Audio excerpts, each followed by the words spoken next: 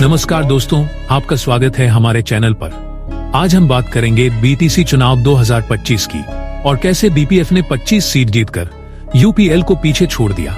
इस वीडियो में हम नतीजों, कारणों और राजनीतिक प्रभाव पर एक विश्लेषण देंगे, तो वीडियो को अंत तक देखें। और अगर आपने अभी तक सब्सक्राइब नहीं किया है तो तुरंत कर लें और बेल आइकन दबाएं। बीटीसी यानी बोडोलैंड टेरिटोरियल काउंसिल, यह असम में बोडो क्षेत्र का स्वायत्त परिषद है। इस परिषद में कुल 40 सीटें होती हैं। सत्ता की बहुमत के लिए 21 सीटें चाहिए होती हैं। पिछली बार 2020 में यूपीएल और बीजेपी ने मिलकर सरकार बनाई थी और यूपीपीएल और बीजेपी ने मिलकर सरकार बनाई थी और यूपीपीएल के प्रमोद बोरो को मुख्य कार्यकारी सदस्य बनाया गया था। बीपीएफ, बोडोलैंड पीपुल्स फ्रंट, पहले लंबे समय तक बीटीसी में प्रभावशाली पार्टी रही है।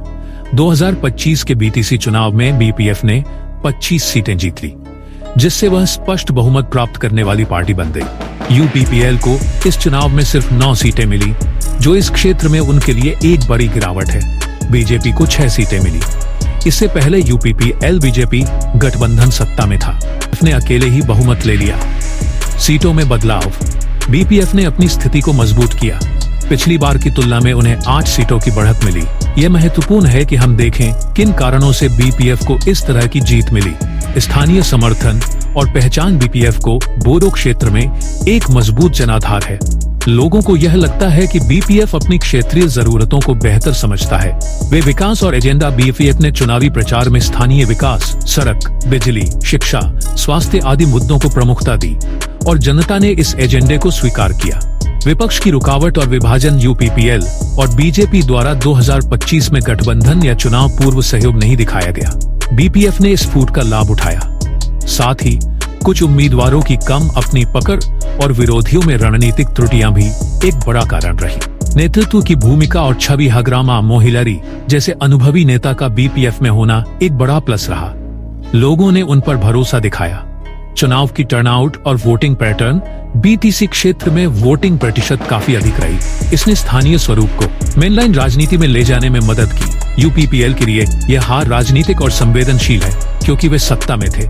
संभवतः उनकी जनता के बीच उपलब्धियों को न भुनाने की कमी रही। दबाव, आंतरिक मतभेदों या संगठनात्मक चुनौतियों ने उनके प्रचार को कमजोर किया। जब एक पार्टी सत्ता में होती है, अपेक्षाएं अधिक होती हैं, और यदि जनता महसूस करे कि वह अपेक्षाएं पूरी नहीं हो रही हैं, तो पलटाव होना स्वाभाविक है।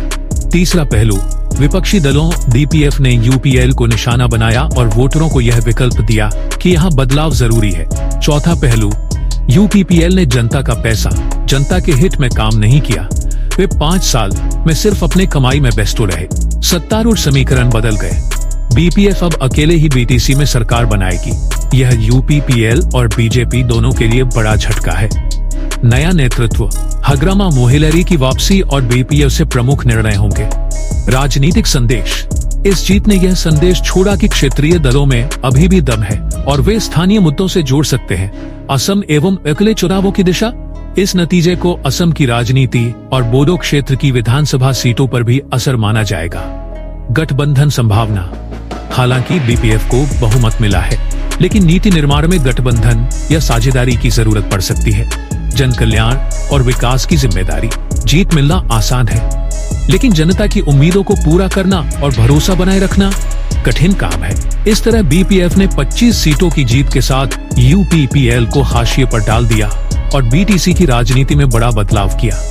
यह सिर्फ एक चुनाव नहीं, बल्कि एक संकेत है कि क्षेत्रीय राजनीति में बदलाव संभव है।